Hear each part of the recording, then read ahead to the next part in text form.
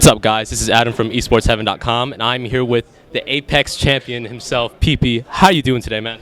Doing all right, man. So have you played anything yet? How have things gone? I haven't played anything yet. I have a pool at 4, so that's in a few hours. So I'm kind of just hanging out, taking pictures, seeing fans, all that good stuff. Well, we have to talk about Apex, obviously. Right. Going to the tournament, you know, a lot of people kind of slept on you. A lot of people they didn't see you for a while, so they weren't really expecting you to win. What did that mean? Winning that tournament again mean to you, and especially, I guess you could say, like shutting up all the doubters and things like that. Well, you know, I gotta say that they're not gonna fall for it this time. I've seen people that have been talking about how they're taking it real serious, working on fighting Marth, all that stuff. Like no one's counting me out this time. A lot of people are saying, you know, we don't care if we've seen you for all, we don't care how you're feeling, you know, whatever. You could still win. So I mean, that end is like nice, but at the other end, you know, it's like not all the way back. So it's a little disorienting for me.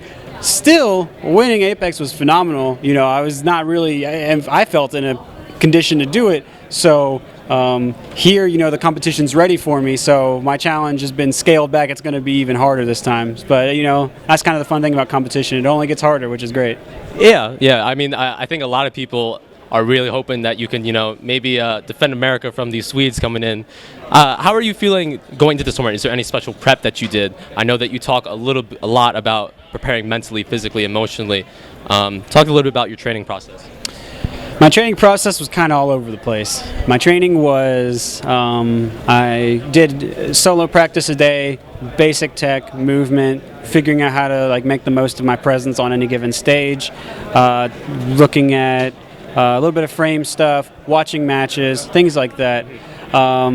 Physically, I was running, I was trying to keep my sleep more worked out, which got kind of crazy because then I saw the Evo schedule and everything turns out it was late, especially East Coast time. Right. So I'm thinking I've got to like push my sleep back. So my sleep was sleep kind of took it hard for this tournament. Right. But you know, I really enjoyed preparing for this because it was at the end I realized that I had overtrained and I realized that I needed to rest. I really needed to reflect. I really needed to let the things I had learned sink in and kind of rebuild my strength. So I learned some valuable lessons in preparation for this tournament.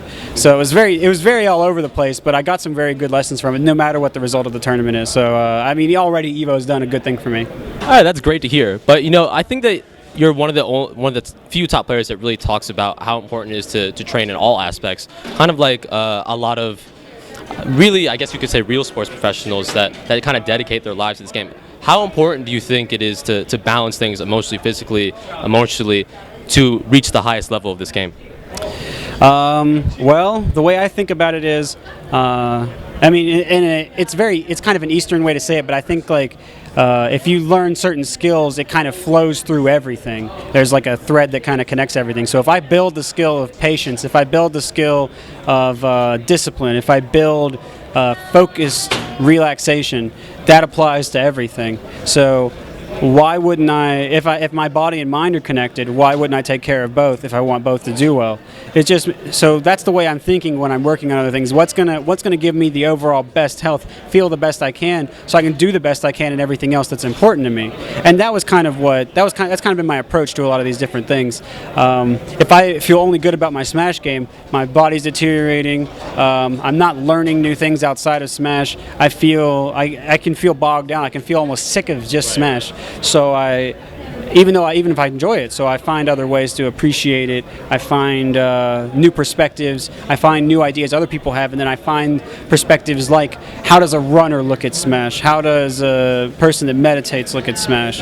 How does and then I take on other perspectives, like ones that aren't necessarily my own. How would maybe like a psychiatrist use his advantage? Things like that. So I'm always looking for other ways to think about things, even if they're not perspectives I necessarily adopt. Right. Okay, that's a very interesting philosophy, man. But another thing that's been happening recently, your little brother Twitch he's been placing a lot better than in the past. What does that mean to you, especially as an older brother, and he was your training partner for a while? What does that mean to you to see him grow as a player and kind of evolve? Well, it means the shoe's on the other foot a little bit when I get talked to. I gotta say, I think about 50%, maybe a little more, of the people I've talked to here said, "Hey, where's your brother? Hey, where's your brother? Hey, where's your?" I'm sure he gets asked that a lot, especially because I haven't been coming to stuff as much. So that's probably, I think that's kind of just desserts in a way. Right. It's kind of weird. I'm like, I'm the sponsored one, and here I am being asked about my brother. Nah, it's strange, but I'm proud of him. Ultimately, I've known how good he is for so long. He's a wonderful practice partner, wonderful player. He's gotten over a lot of nerves, a lot of other things, and he's coming out and he's finally able to play how he can come, and he's really believing that he can do it, which is great. And I'm, as his brother and just as someone that likes to watch good Melee, I'm really proud of him, and I hope he can get to do more in the future. Okay. Is there any chance we're going to see you kind of pull an Armada, do the brothers teams thing? Yeah, we've talked about it a little bit. That'd be kind of down the line, because I want to be able to do it at majors. Right. And traveling for him is hard. He's in college. He doesn't have a lot of money. Broke college kid. You know how it is. Man, we know the struggle. Right. Yeah, this is not news to anyone. Yeah. So, I'll be looking around, and I'll be talking to him about it, and maybe one day, you never know. Hopefully, man. I'd love to see it. So you started streaming as well, and I know you've laid out a lot of different plans, but how would you say streaming has gone so far? Well, I think if you ask anyone, no one would be too excited about my stream schedule, which has been, I don't think I've done 10 since I got my stream set up in late February, early March. But again, dealing with emotional issues, dealing with getting all the way back from that. I had a lot of sickness between Apex and now, and streams kind of fall by the wayside. I really wanted to do it when I felt I could be fully prepared and I could give everyone the most of myself and my ideas. And so what happened was I've used a lot of time to watch other streams, getting feedback from the ones I have done, and I'm kind of just using them to connect with people as opposed to spreading too many ideas right now. And that's just been really rewarding. For the schedule, I am going to pick it up once I've resolved a few more things after this tournament. You say that, and you're traditionally known as this player, this god of this game, but you also seem to be someone that really values teaching people how to play the game, how to look at the game. You frequently comment on Reddit, SSBM, and you also, you're a bit of a Twitch monster, but how important is it to you as I guess you could say, as this teacher figure, to interact with the community in such a way to give back? I'll tell you this right now. People are not going to listen to you unless you do well in tournaments. That's kind of the community standard. And you need a standard, because if it was just some dude that had a nice sounding idea all the time, you could get led astray a whole lot. So the community has to filter ideas any way it can. So the way I do it, I make sure that I keep my presence up, talking about ideas, relating it to games that people will respect, like matches I've done, and in that way I can get people to think about the ideas. And the ideas are really important to me. I feel like I've learned a whole lot in my time, partly because I'm good. People have given me lots of ideas, lots of perspectives, and these are things that would help people in a lot of ways. So, I had a lot of help with my depression issues from people, partly because of my status. A lot of people, are not super, top of their class and stuff, and they don't get that opportunity. And even if they do, sometimes they don't get it. But the way I think about it is, if I'm helping people in the community looks better. The community is happier. And everyone in the community not only gets what I teach, but they can give it to everyone else. If I'm spreading values and ideas that I believe benefit people and are shown through others to be beneficial, then I'm using my status to help people. Primarily, I want to make people happy. It's a good feeling, and it's something I really want to do.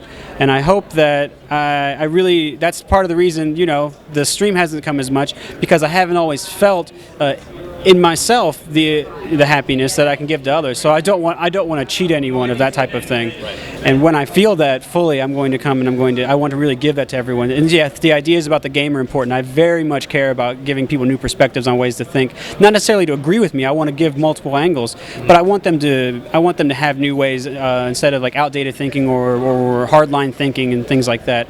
So it's extremely important to me. It's very tied into everything I think about the game.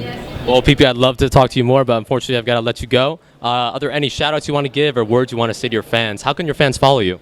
Fans can follow me at EG_PPMD, and you can also follow that stream that will be coming up more often at twitch.tv/PPMD.